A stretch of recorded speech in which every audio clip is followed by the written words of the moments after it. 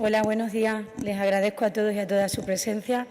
Les pedimos disculpas porque la convocatoria de prensa en un principio no pusimos que también intervendría en esta rueda el vicepresidente segundo. Lo hemos decidido con posterioridad a la convocatoria, entendiendo la necesidad de informar sobre la situación COVID-19 y atendiendo además a que me decía el vicepresidente que esta tarde no habrá Consejo Interterritorial, por lo que entendíamos que también era mucho mejor para los medios de comunicación dar toda la información relativa a la pandemia en esta mañana. Eso lo hará ahora mi compañero el vicepresidente segundo, pero antes les informo muy brevemente de otros asuntos que forman parte del orden del día de este Consejo de Gobierno ordinario del mes de julio. Varias convocatorias y una autorización a sanidad, a agricultura, perdón, es lo que quiero trasladarles. El resto de asuntos, que hay muchos más, pues tienen una índole más administrativa y menos comunicativa. La primera de las convocatorias tiene que ver con lo que hace unos días firmaba aquí el presidente de la Junta de Extremadura, ese Plan de Empleo Joven para Extremadura 21-22, con un presupuesto de 80 millones de euros, que no es poco presupuesto, y con un esfuerzo extraordinario el que estamos obligados a hacer para ir superando poco a poco esa cifra de paro juvenil, un paro estructural en la región, que es una de las preocupaciones fundamentales del Gobierno de la Junta de Extremadura. Dentro de esos 80 millones de euros vamos a venir aprobando distintos programas a lo largo de las próximas semanas, a lo largo de los próximos meses. El primero ya está aquí. Se trata de subvencionar el fomento de la contratación del personal de apoyo investigador. Esta se viene convocando también en otros años. Lo hacemos hoy con un presupuesto de 4 millones de euros y el objetivo principal, como imaginan, es la contratación en prácticas de personas jóvenes tituladas universitarias o título de formación profesional de grado superior como personal de apoyo investigador. ¿Quiénes son quienes pueden contratar a estos jóvenes? Pues los agentes del sistema de ciencia y tecnología, que son la Universidad de Extremadura, los centros públicos y privados de I+D+I de la región y las fundaciones públicas que actúen como gestores de actividades investigadoras adscritos a la Junta de Extremadura en materia de I+D+I. Los contratos van a tener una duración de 18 meses. Parece importante decir esto porque siempre que hablamos de contratos en formación de jóvenes, parece que estamos hablando de un empleo precario, de un empleo de muy poco tiempo. Son 18 meses de duración. Estimamos poder acompañar la creación de 104 contratos de jóvenes con estos 4 millones de euros. Los costes unitarios y los importes de las ayudas para las personas, según la titulación, serán más de 40.600 euros personas tituladas superiores, 33.700 títulos de grados medios y 23.360 para títulos de grado. Con esta convocatoria, la primera de este plan de empleo juvenil, entendemos que estamos alineando la inversión de financiación pública con el empleo productivo de la región, con estos contratos de I+D+I, que, como saben, es un sector estratégico para Extremadura y más ahora con todo lo que significa la recuperación y la salida de la crisis, que pasa necesariamente por la investigación, por el I+D+I y por la transformación tecnológica. Garantizamos con estos contratos una calidad en el empleo y un cobro de un salario adecuado al nivel del puesto de trabajo y el nivel académico del puesto que se va a subvencionar. Ni que decir tiene que, como todas las medidas y políticas públicas que quieren fomentar el empleo en Extremadura, las mujeres contarán con medidas de afirmación positiva, que es como se llaman las medidas que tienen una singularidad porque hay una motivación que da lugar a ellas. Es decir, si el paro juvenil en Extremadura entre las mujeres triplica el de los hombres, ¿qué razón tiene toda la razón de ser que establezcamos en todos los programas de empleo que hagamos para fomentar la contratación de jóvenes medidas de afirmación positiva? En resumen, estos 4 millones de euros vienen a complementar pues diferentes acciones y convocatorias que estamos haciendo desde la Junta de Extremadura, insisto, para poner todo el esfuerzo en ser capaces de ir dando oportunidades a los jóvenes en Extremadura, que el talento joven se quede aquí, es uno de nuestros grandes objetivos y lo haremos desde todos los frentes del Gobierno regional. Les decía que el camino y la salida de la COVID-19 pasa por la transformación digital en todos los niveles en los niveles de gobernanza de las estructuras de las administraciones públicas, pero también, muy importante, del sector privado. Y en ese sentido, convocamos hoy ayudas a la internalización y transformación digital de las empresas en Extremadura, con un presupuesto de 400.000 euros provenientes de los fondos FEDER. Y, en tercer y último lugar, como les decía, autorizamos hoy a la Consejería de Agricultura para convocar las subvenciones para la prestación del asesoramiento técnico al sector agrícola en materia de protección a los vegetales para el ejercicio 21, una convocatoria que se viene dando en los últimos años y que cuenta con un presupuesto de más de 1.200.000 euros. Con estas tres convocatorias paso en estos momentos la palabra al vicepresidente segundo para que nos informe de la situación de COVID en la región. Muchas gracias, consejera. En primer lugar, informarles de un par de cuestiones que han sido también aprobados en consejos de Gobierno, para que quede también constancia de ello. Uno, se ha autorizado al Servicio Extremeño de Salud para la contratación de las obras de construcción del aparcamiento y una superficie alrededor del Hospital Universitario de Badajoz. Saben ustedes que detrás del Hospital Universitario, en la zona de aparcamientos actual, va la Facultad de Medicina y, por lo tanto, se pierden una serie de plazas de aparcamiento que son muy necesarias para que tanto los profesionales como los pacientes puedan acudir al hospital, ¿no? Por lo tanto, se ha autorizado hoy con un presupuesto importante de alrededor de 4,4 millones de euros la construcción de un aparcamiento nuevo que iría en una parcela que es de titularidad de la Universidad de Extremadura, y también se construiría una nueva helisuperficie, de tal suerte que donde está ahora mismo ubicada la helisuperficie se aprovecharía para zona de aparcamiento también. Saben ustedes que está al lado de los tanques de los gases medicinales, pues esa zona que quedaría libre de la helisuperficie también se aprovecharía para zona de aparcamiento, con lo cual la pastilla donde está ubicado el hospital ganaría bastante terreno, ¿no?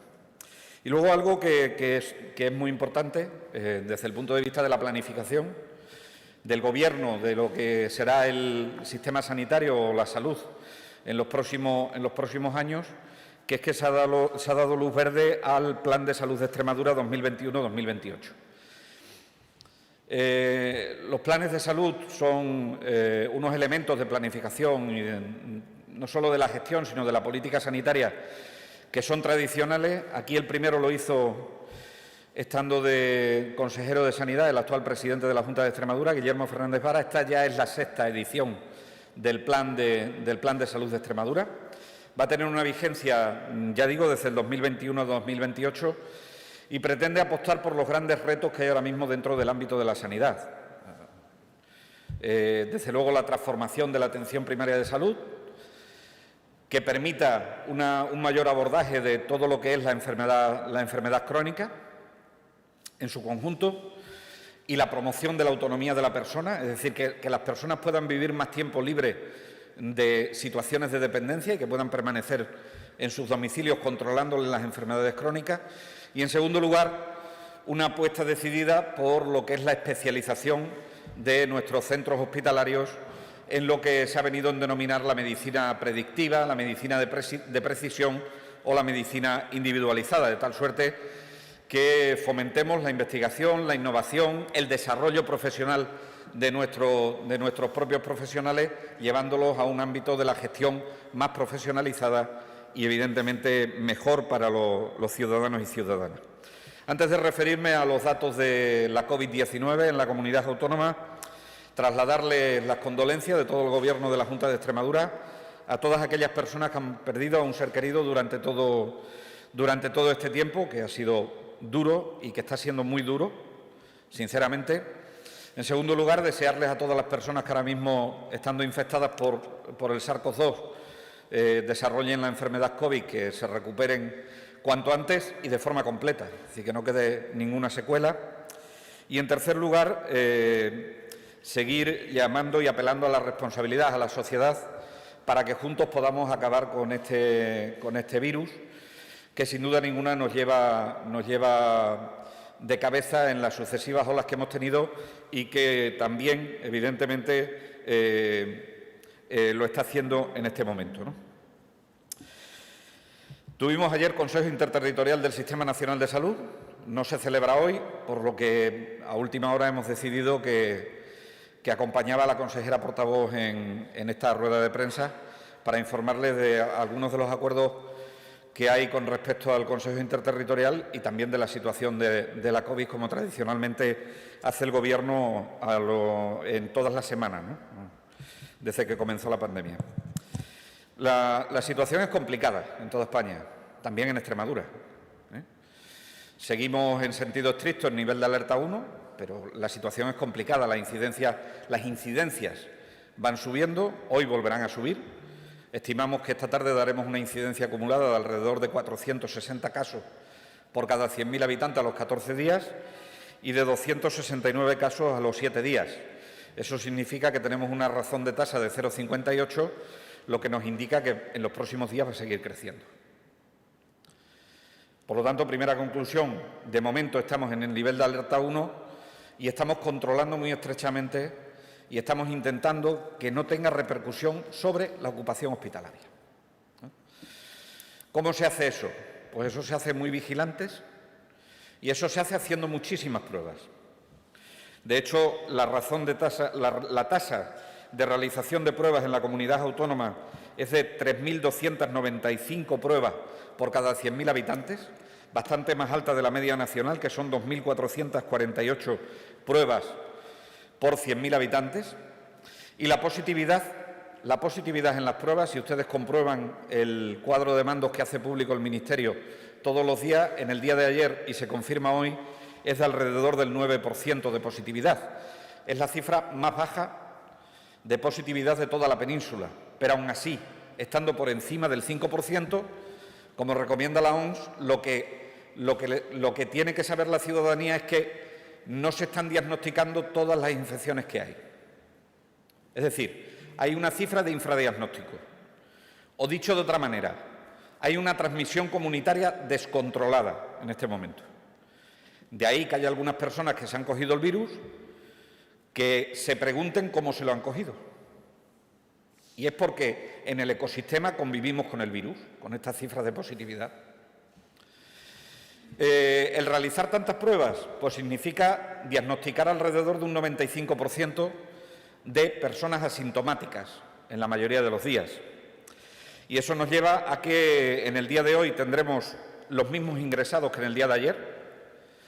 Si bien es verdad que se han producido 10 ingresos más en las últimas 24 horas, lo que ocurre es que con el número de altas dadas en los hospitales compensan, los ingresos son compensados por las altas y no cambiará el número de ingresados, pero sin duda ninguna está soportando una ocupación hospitalaria importante. Por lo tanto, se están dando casos graves, ¿eh? Las UCI van a quedar igual. De las 63 personas que tenemos ingresadas, 5 personas van a seguir manteniéndose en UCI. Las UCI no han tenido ningún ingreso en las últimas 24 horas, hecho significativo. Motivo de preocupación, la positividad. Segundo motivo de preocupación, el brote que dimos ayer en un centro sociosanitario que se produce en el área de salud de Don Benito Villanueva de la Serena. Eso significa que puede estar volviendo a entrar, y no me lo quiero ni imaginar, en los centros sociosanitarios o en las residencias de mayores. Y esto es algo que tenemos que proteger contra viento y marea, y solo lo podemos hacer toda la sociedad en conjunto. Y luego, con respecto a la vacunación y las decisiones tomadas. Con respecto a las vacunaciones, decirle que hemos administrado hasta el día de hoy 1.281.292 dosis, que tenemos al 76,2% de los mayores de 12 años con cobertura vacunal con una dosis y al 65% con cobertura vacunal completa de los mayores de 12 años, que son una cifra que nos aproximan a la inmunidad de grupo, como ya habíamos anunciado los días previos. El grupo de 30 a 39 años está con una cobertura de una dosis del 84,6%, casi un 85%, y de de 29 a 12 años tenemos una cobertura del 21,3%, pues saben que hace pocos días que hemos avanzado la vacunación. Decisiones. A lo largo de los próximos días, yo espero que para principios de agosto seguro, pero vamos a ver si lo podemos adelantar, pondremos en marcha la autocita, donde la gente de cualquier edad que está pendiente de vacunar, obviamente, y que no ha pasado recientemente la COVID, puede pedir cita a través del centro de salud online o a través del teléfono de cita para autocitarse en uno de los huecos. Esto se va a implantar en los centros de vacunación masiva de las distintas áreas de salud que definiremos, y no tiene ningún sentido que se implante en las zonas de salud pequeñas, porque ahí la autocita prácticamente es automática, ¿no? Es difícil que en un consultorio local de una población pequeña pongas en marcha la autocita, porque prácticamente los profesionales que trabajan en el ámbito de la atención primaria conocen la realidad de esa situación. Tenemos 3 poblaciones y estas son las decisiones del Consejo de Gobierno, tenemos 3 poblaciones por las que estamos preocupados y ocupados. En este momento estamos haciendo cribados en 2 de ellas y estamos estudiando la situación epidemiológica de la tercera. Me estoy refiriendo a las localidades de Hornachos, a la localidad de Arroyo de la Luz y a la localidad de Madrigalejo. Se están haciendo cribados en Madrigalejo y Arroyo de la Luz y estamos estudiando la situación epidemiológica de Hornachos. En los próximos días, en función de estos análisis, podremos tomar alguna decisión al respecto. Recordarles que hoy, a las 23:59, se levanta automáticamente, y no hemos hecho nada para que no lo haga, el cierre perimetral de las localidades de Barcarrota y Val de la Calzada, con lo cual pasarían a estar libres del perímetro que le habíamos establecido. Y hoy vamos a trabajar en aplicar la exención de la limitación del perímetro a las personas que están vacunadas con la pauta completa en las localidades de Villafranca, Salvatierra y Valverde de Leganés, que saben ustedes que estaban perimetradas, pero estaban perimetradas con las condiciones anteriores a que se pusiese en marcha la excepcionalidad por razón de la vacuna. Trabajaremos a lo largo de la mañana de hoy, desde el punto de vista jurídico, con este tema. Y termino con una cuestión más que me van a permitir que lo haga. Creo que la dispensación de test de autodiagnóstico en las oficinas de farmacia era una cosa reclamada, pedida y demandada por la ciudadanía y por algunos colectivos. Por lo tanto, primero celebrar que se haya publicado el Real Decreto que viene a dar luz verde a esta situación. Segunda cuestión. Es muy importante la educación para la salud. Muy importante la educación para la salud. Cuando uno se va a la oficina de farmacia a que le dispensen un test de autodiagnóstico, si da negativo, no significa que no tenga el virus. Y, por lo tanto, no es ningún pasaporte para saltarse las medidas de seguridad. Porque estaríamos haciendo un mal uso de un recurso sanitario. Sea este porque lo compre el ciudadano o sea este porque se lo hayan recomendado. En segundo lugar, las personas que den positivo solo tienen la condición de probable positivo, que hay que confirmarlo con una prueba diagnóstica de infección activa, en nuestro caso en el Servicio Extremeño de Salud. Por lo tanto, aquellas personas que vayan a hacer uso de la dispensación para el autodiagnóstico, advertirles de 2 circunstancias. Primera, están utilizando un recurso sanitario, por lo tanto, lo mejor es que lo comuniquen al profesional, si es el profesional de la farmacia, el profesional de la farmacia, y si es su centro de atención primaria, su centro de atención primaria, de tal suerte que no perdamos ni la trazabilidad de los casos ni la positividad de las pruebas, porque son 2 indicadores importantes para el manejo de la pandemia. Y, en segundo lugar, independientemente del resultado, primero, convendría que nadie se saltase las medidas de protección que están establecidas por las autoridades sanitarias en la comunidad autónoma y por el resto de autoridades sanitarias si van a otra comunidad autónoma. Y, en segundo lugar, si tienen un resultado positivo, tienen que acudir al sistema sanitario para que podamos confirmar ese diagnóstico positivo y además para que podamos hacer el rastreo. Vamos a intentar, porque entrará en vigor el día siguiente de su publicación, vamos a intentar establecer un mecanismo de coordinación con los colegios oficiales de farmacéuticos a lo largo del día de hoy para intentar disponer de un circuito lo más ágil posible para que las personas que hayan dado positivo puedan contactar directamente con el sistema sanitario o hacerlo a través de su farmacéutico de oficina de farmacia, porque dentro de las funciones de la atención farmacéutica está también la educación sanitaria a la población y está también el asesoramiento en la realización de determinadas pruebas, ¿no? Así es que esto es todo lo que tenía que decirles y con respecto al Consejo Interterritorial de ayer, confirmar que la evolución de la pandemia va de forma muy parecida en todas las comunidades autónomas, que se insistió en el aspecto que tiene que ver con el tema de la mascarilla. El Real Decreto Ley lo que dice es que solo está excepcionada para el exterior y cuando puedes mantener distancia de seguridad.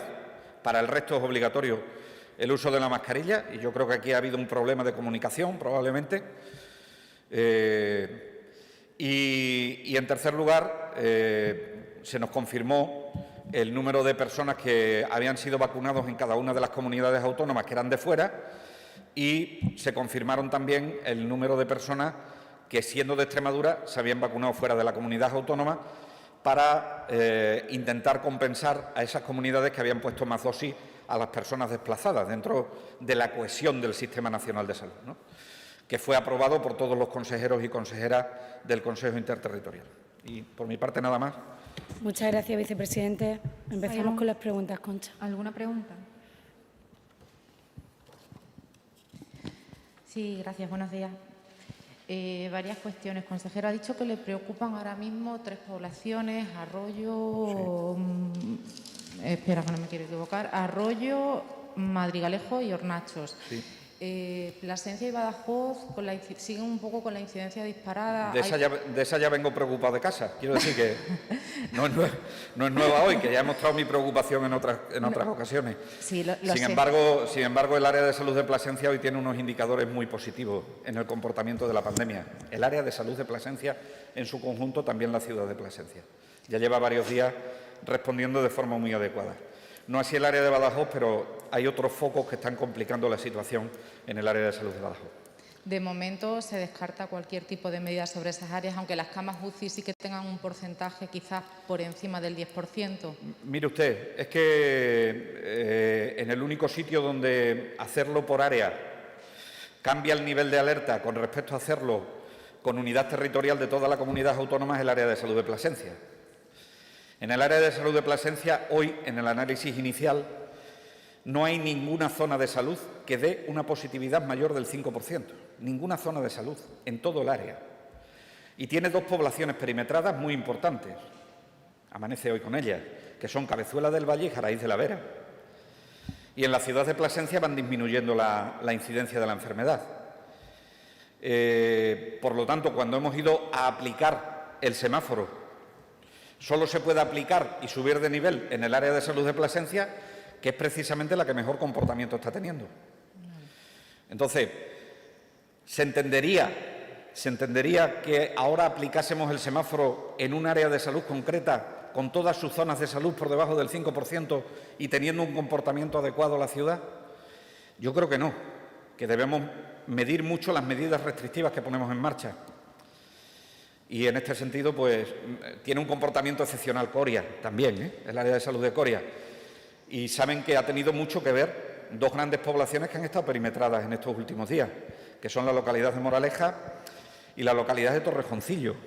Y eso, pues yo creo que permite demostrar que cuando se toman las medidas, aunque sean medidas agresivas como el cierre perimetral, sirven para disminuir la incidencia, ¿no? Por lo tanto, creo que debemos llevar una vigilancia muy estrecha en los ingresos. Debemos vigilar muy estrechamente lo que ayer se produjo en el área de salud de Don Benito Villanueva de la Serena con otros centros sociosanitarios y a partir de ahí poder adoptar otras decisiones que, de no hacerlo de forma coherente, la ciudadanía lo entendería regular. Y en este momento necesitamos mucho de la ciudadanía. Y en Badajoz, aunque esa incidencia esté subiendo en los últimos días, creo que en los últimos 5 días ha subido en 48 puntos, también se descarta ahora mismo por la situación, sí, ¿no, consejero? Sí, bueno, es que en Badajoz no sube el nivel de alerta. Aunque le apliquemos el semáforo, no están por encima del 5% los ingresos en camas hospitalarias, no están por encima del 10% los ingresos en UCI, con lo cual no tenemos ninguna justificación desde el punto de vista del semáforo que hemos aprobado para adoptar ninguna medida con ese carácter en el área de salud de Badajoz en su conjunto. En la ciudad de Badajoz podríamos aplicarlo, sí, horarios y aforos. Pero si esa ciudad no está perimetrada, y aunque lo estuviera, lo que tememos es que si cerramos el ocio controlado, por decirlo de alguna manera, las personas se nos vayan al ocio no controlado. Y lo que pudiera parecer positivo en un momento no sea tan positivo a la postre. Y, en segundo lugar, que se vayan a otras localidades. Y lo que estemos haciendo es una siembra de la infección por otros sitios. Con lo cual, vamos a ser prudentes, vamos a seguir con las recomendaciones, apelando a la responsabilidad. Las localidades grandes son muy difíciles de perimetrar y, por lo tanto, en este momento, sin un cambio en el nivel de alerta, es difícil justificar ninguna actuación en este sentido. Dos preguntitas muy breves. No, si la breve no es. La breve es usted, yo soy el que me extiendo en la respuesta. Con respecto a, a esa intención de a ver si puede ser antes de principios de agosto el sistema de autocita, ¿se aplicaría en todas las áreas de salud a la vez? Sí, en todas, ¿verdad? En todas. Lo que ocurre es que se aplicaría solamente a los que en los centros de vacunación donde se hacen vacunaciones masivas. Vale. Es decir, hombre, en el consultorio de Nogales, por poner un pueblo, pues evidentemente no vas a hacer una autocita. Vale. Es que el médico de cabecera y la enfermera de cabecera se conocen a todos los habitantes de la localidad, con lo cual no hace falta poner el sistema de autocita. ¿Dónde hace falta? Donde se están haciendo las vacunaciones masivas. ¿Por qué? Por dos razones. Uno, porque se ha abierto a toda la población, independientemente del tramo de edad. Y dos, porque hay una cosa que se está produciendo ya, que son las vacaciones, donde la gente modula su cita para vacunarse. No es que no se quieran vacunar, pero es que a lo mejor le coincide con un viaje que ha programado a no sé dónde. Entonces, esas son las dos razones. Y ya la última, hay una cuestión que está generando un poco de confusión y yo creo que es buen momento para aclararlo. Cuando acudimos a un cribado masivo, hay veces que en esos cribados se realizan test de antígeno. No sé si cuando ese test de antígeno es positivo ese mismo día se le hace la PCR para confirmar a lo que se refería esa positividad, o ese test de antígenos es suficiente, porque al parecer cuando dan positivo en antígeno, ese antígeno no pasa al certificado COVID digital, al pasaporte COVID como le conocemos. Entonces, es simplemente por aclarar eso. Vamos a ver. Una cosa es la decisión de salud pública, que es una parte de lo que usted me está preguntando, es decir, ¿qué se hace con una persona que ha dado el test de antígeno positivo, independientemente del certificado? Pues eso lo decide salud pública en ese momento. Si decide que hay que confirmarlo, pues se confirmará. Si una persona viene porque lleva 5 días dando síntomas y da un test de antígeno positivo, es que no hay más remedio que decirle que es positivo, ¿no? Y a partir de ahí hace el rastreo. Por lo tanto, con carácter diagnóstico, la actuación tiene que marcarla la autoridad sanitaria y la salud pública. Con carácter de la certificación, es cierto que hay un problema en los certificados COVID, pero el documento del certificado COVID digital es un documento vivo que en este momento se está adaptando para intentar recoger esa contingencia de la que usted está hablando, y que no son pocos casos. Pero ya no me preocupan los futuros casos, me preocupan los casos del pasado, porque hay gente que está diagnosticada exclusivamente con el test de antígeno, que está bien diagnosticada con el test de antígeno, pero que no aparece en su certificado COVID, ¿no? Y eso es algo que están arreglando entre los coordinadores del certificado digital y la Secretaría General de Digitalización del Ministerio de Sanidad del Gobierno de España.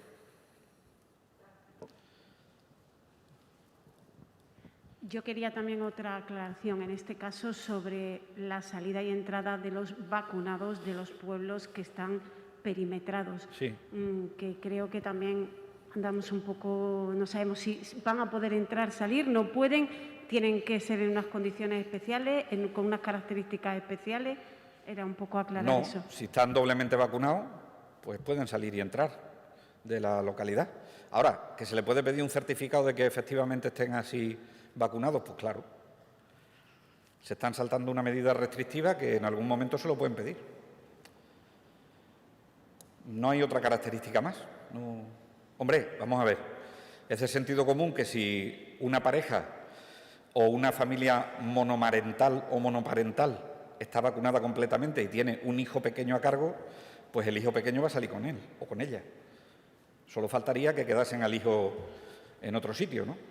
Pero, evidentemente, salvo estas cuestiones que son más particulares, lo que estamos permitiendo, en cierta medida, es que el hecho de la vacunación y la vacunación completa, si bien es verdad que no reduce completamente el riesgo de infección, solo reduce, que no es poco, el riesgo de infección grave o de fallecimiento, pero estamos dando cierta seguridad. Los doblemente vacunados, en las cifras del global del país, tenemos un 85% de los casos diagnosticados no estaban vacunados o estaban con una pauta incompleta.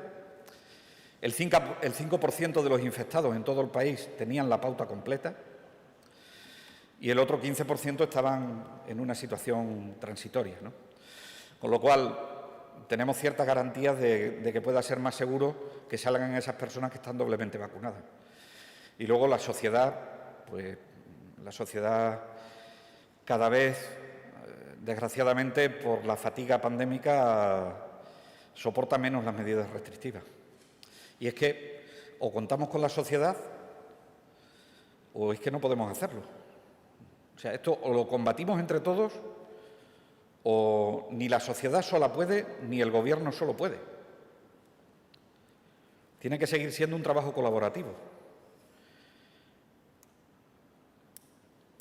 Quería, si es tan amable, que me diera los datos de ese centro sociosanitario de Don Benito. ¿Cuál es la situación ahora mismo?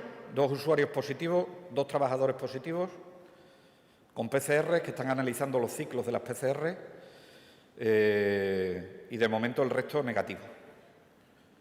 El centro es de Santa Teresa Llornet.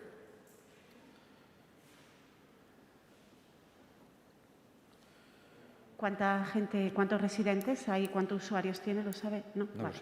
Y quería, para la portavoz, si es tan amable, quería preguntarle sobre la subida de la luz y el día complicado que parece ser que se va a presentar hoy con esos precios.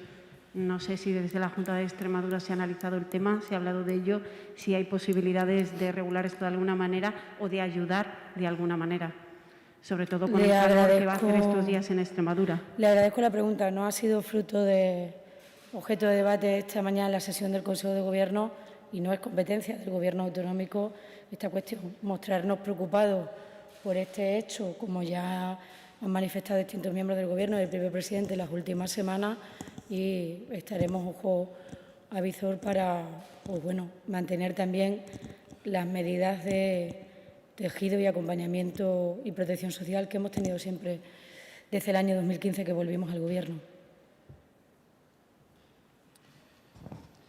Sí, buenos días, consejero. Buenos días. Yo me quería referir al uso de la mascarilla. Sí. Se está debatiendo el decreto en el Congreso ahora mismo, pero en Extremadura, con incidencia acumulada que usted ha dicho que hoy vamos a alcanzar los 464 casos más o menos y con una transmisión comunitaria desbocada, ¿la Junta no sería partidaria de que también se usase, o bueno, la Junta recomendaría el uso también incluso en el exterior, tal y como está el panorama ahora mismo? Muchas gracias. ¿El exterior? ¿Qué dice usted? ¿En el campo solo? Es que eso es lo que excepciona el Real Decreto. Es que me alegro que me haga la pregunta porque es que es muy gráfica. Sí, lo que dice el Real Decreto Ley, es algo tan simple que si tú estás en el campo paseando y no hay nadie a tu alrededor, puedes quitarte la mascarilla. Díganme qué diferencia hay entre eso y lo que había antes. Es que estamos haciendo una pelota del Real Decreto Ley de las mascarillas que no me extraña que la ciudadanía esté desconcertada y que lleven la mascarilla por debajo de la nariz o que lleven... Miren, es que hay que ser muy claro en esta situación. Y la situación es, el Real Decreto Ley solo exceptúa la obligatoriedad de la mascarilla para cuando estamos en espacios exteriores y no tenemos a una distancia al menos de 1,5 metros a una persona que no sea conviviente.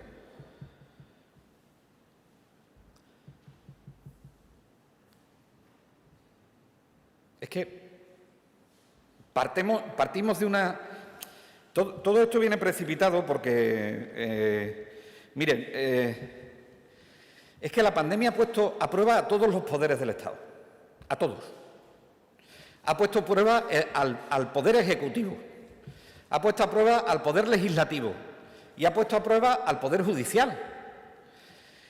Con respecto al Poder Legislativo, lo puso a prueba cuando el ministro Illa quiso implementar el verano pasado unas modificaciones temporales del uso de la mascarilla, porque el verano pasado estábamos mejor que este en cifras de incidencia. Tuvimos días de cero. Entonces, en aquel momento se tramitó un Real Decreto Ley, que cuando se va a convalidar al Congreso de los Diputados, dice el Poder Legislativo por mayoría que se tramite como ley. Al tramitarse como ley, como tiene un trámite más prolongado en el tiempo, se aprueba en febrero. En febrero, donde el uso de la mascarilla estaba, digamos, era menos obligatorio que lo que hay ahora. ¿Qué hace el Real Decreto Ley? Componer esa situación y decir, oiga, con las cifras de incidencia que tenemos ahora mismo, solo estarán exceptuados de utilizar mascarilla aquellas personas que estén en el exterior y con una distancia de seguridad.